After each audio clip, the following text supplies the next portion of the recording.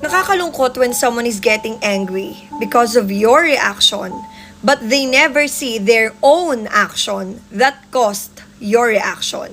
Nakaka-frustrate yung ganung pakiramdam eh. Alam niyo yun, yung galit na galit ka na nga, iyak ka na lang ng iyak, tapos sasabihan ka pa ng kung ano-ano dahil sa reaksyon mo. Pero sila, hindi nila makita or hindi nila intindihin kung ano yung pinanggagalingan ng reaksyon mo.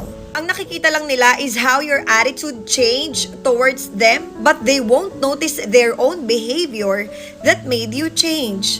Sobrang manipulative para sa akin yung ganun. Alam nyo yun, yung pag may ginawa sila sa'yo, tapos nag-react ka, nagalit ka, umiyak ka, nanigaw ka, nag-iba ka sa kanila, ikaw na agad yung mali. Ikaw na agad yung OA. Kahit response mo lang naman yun sa ginawa nila. For example, niloko ka nila, tapos naging praning ka.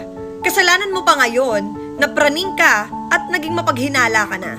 Kahit sila naman yung dahilan kung bakit ganun ka na umasta. Never ever let yourself be invalidated by people like that because you know there is always a reason why a person is reacting that way. Your reaction is not your fault. It is their action that made you react that way. So at least try to have an open communication first para mas mapag-usapan nyo ng maayos kung anong naging mali. Hindi yung magsisisihan kayo sa naging reaksyon ng isa't isa. Yun lang.